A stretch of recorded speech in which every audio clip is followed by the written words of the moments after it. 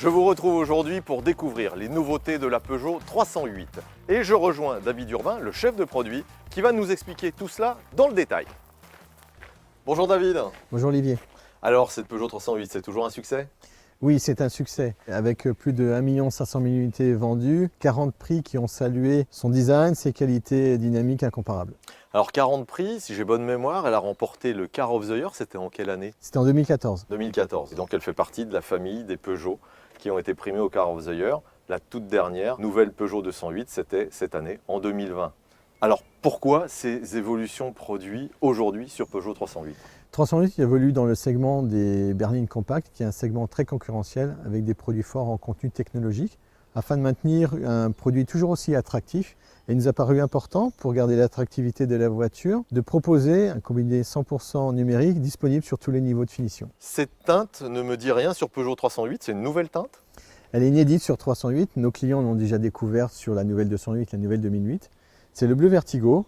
C'est une peinture tricouche qui offre plus de nuances, plus de profondeur et qui souligne magnifiquement les lignes de cette Peugeot 308. Il y a une option que j'aime beaucoup sur Peugeot 308, c'est les chromes qui passent tous en noir. C'est toujours disponible? Oui, cette option s'appelait le Black Pack, qui est toujours disponible au catalogue. C'est un certain nombre d'éléments chromes qui sont passés noirs, notamment en face avant, avec des jantes spécifiques, les jantes qu'on appelle Black Saphir, avec un vernis Black Mist. Et sur 308 SW, il y avait également les barres de toit qui étaient chrome qui passent noir satin. Et là, on est sur une version GT, c'est ça? Alors pour être plus précis, cette version est une version GT Pack. Alors GT Pack, par contre, ça c'est nouveau, c'était pas dans la gamme. Oui, 308 inaugure une nouvelle montée en gamme de design, d'équipement. Cette nouvelle gamme sera structurée autour de 3 niveaux de finition, Active, Allure et GT.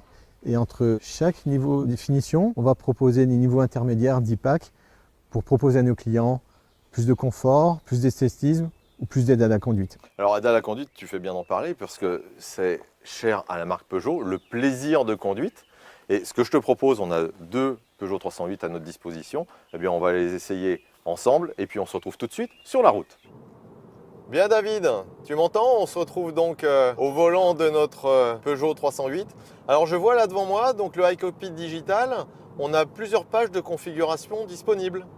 Oui, tu as 6 configurations possibles avec 2 configurations personnalisables au choix du client selon ses préférences. D'accord, et donc je peux les sélectionner avec un push sur mon volant. Oui, le push qui est situé à gauche du volant avec le petit icône reconnaissable. D'accord, très bien. Alors au niveau de l'écran central, il y a eu des évolutions parce que j'ai l'impression que quelque chose a changé. À l'écran tactile, on a apporté un effet brillant, dit glossy, qui apporte plus de modernité au Peugeot iCockpit désormais digital et qui est en cohérence avec la dalle numérique haute définition. Alors on n'a pas parlé encore des moteurs sur cette Peugeot 308, donc ta gamme moteur aujourd'hui elle se compose de quelle version? Alors ma gamme moteur est à la fois essence et diesel bien sûr. En essence 2 motorisations, un PureTech 110 en boîte de vitesse manuelle à 6 rapports, un PureTech 130 qui est disponible à la fois en boîte de vitesse manuelle à 6 rapports et en boîte EAT8. Quant au diesel, 2 motorisations, un Blue HDI 100 en boîte de vitesse manuelle à 6 rapports et un Blue HDI 130 à la fois en boîte manuelle et en boîte EAT8.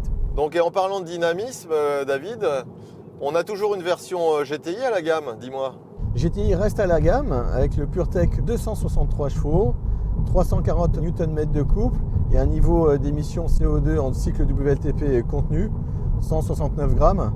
Donc ce qui reste dans la catégorie en termes de rapport poids-puissance pour nos clients qui recherchent de la performance, un excellent compromis qui en fait toujours une des meilleures berlines sportives sur le segment. Ok, donc ça c'est une bonne nouvelle. Au niveau de la gamme justement, tu nous as parlé de 3 nouveaux niveaux de finition. Est-ce que tu peux nous en dire plus sur les équipements disponibles? Tout à fait, avec cette nouvelle structure de gamme, chaque niveau de finition va s'enrichir avec des équipements de série. Alors pour te donner quelques exemples, Active aura désormais le pack visibilité de série. Sur Allure de série, le pack Safety Plus.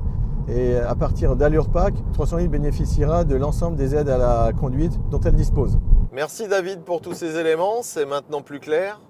Que ce soit la gamme, les équipements et puis le iCockpit digital. Bon, toujours autant de plaisir de conduite. Je te propose de finir notre road trip et puis on se retrouve à notre point de départ. A tout de suite. Ok, très bien, à tout de suite.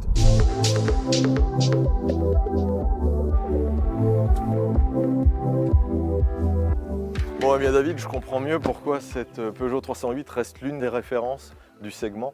en termes de confort, comportement, son équilibre, son plaisir de conduite.